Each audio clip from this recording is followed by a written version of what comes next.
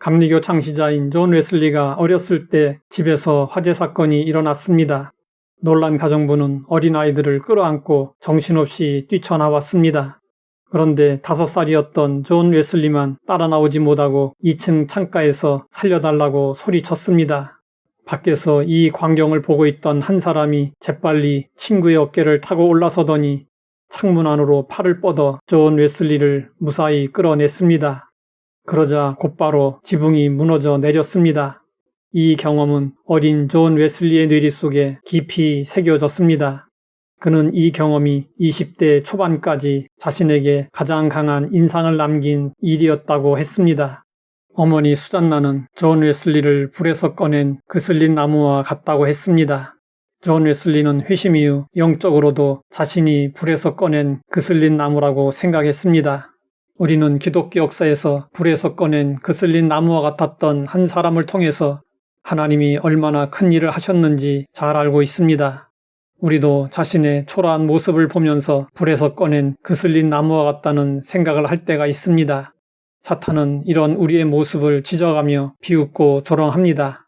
이럴 때 우리는 어떻게 대응해야 할까요? 바벨론에서 돌아온 유다 백성들을 통해서 그 답을 찾을 수 있습니다. 유다 백성들은 바벨론이라는 불에서 건져진 그슬린 나무와 같았습니다. 하나님이 그냥 내버려 두셨다면 다 타버렸을 것인데 하나님이 불 속에서 건져주심으로 그슬린 나무가 되었습니다. 스가랴 3장을 보면 그슬린 나무라는 표현은 하나님이 친히 사용하셨습니다. 사탄은 여호수아가 부정한 이방 땅에서 태어나고 성장했는데 어찌 거룩한 땅에서 대제사장의 역할을 감당할 수 있느냐고 참소했습니다. 그러자 하나님이 사탄을 향하여 이렇게 말씀하셨습니다. 사탄아, 여호와께서 너를 책망하노라. 예루살렘을 택한 여호와께서 너를 책망하노라. 이는 불에서 꺼낸 그슬린 나무가 아니냐. 하나님의 진노에 의한 심판을 받은 이스라엘, 예루살렘 백성들의 모습은 그슬린 나무와 같았고 불붙는 가운데서 빼낸 나무 조각과 같았습니다.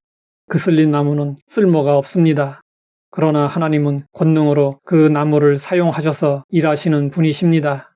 성경을 보면 모세를 비롯하여 하나님께 쓰임받은 자들은 거의 다 그슬린 나무와 같았습니다. 이에 대해 성경은 말씀하고 있습니다. 형제들아, 너희를 부르심을 보라. 육체를 따라 지혜로운 자가 많지 아니하며 능한 자가 많지 아니하며 문벌 좋은 자가 많지 아니하도다. 하나님은 왜 그슬린 나무 같은 사람들을 사용하시는 것일까요? 성경은 말씀하고 있습니다. 그러나 하나님께서 세상의 미련한 것들을 택하사 지혜 있는 자들을 부끄럽게 하려 하시고 세상의 약한 것들을 택하사 강한 것들을 부끄럽게 하려 하시며 하나님께서 세상의 천한 것들과 멸시받는 것들과 없는 것들을 택하사 있는 것들을 폐하려 하시나니 이는 아무 육체도 하나님 앞에서 자랑하지 못하게 하려 하심이라. 하나님이 우리를 값없이 구원해 주신 것도 자랑하지 못하게 하시고 하나님의 영광을 온전히 드러내시려 하심입니다.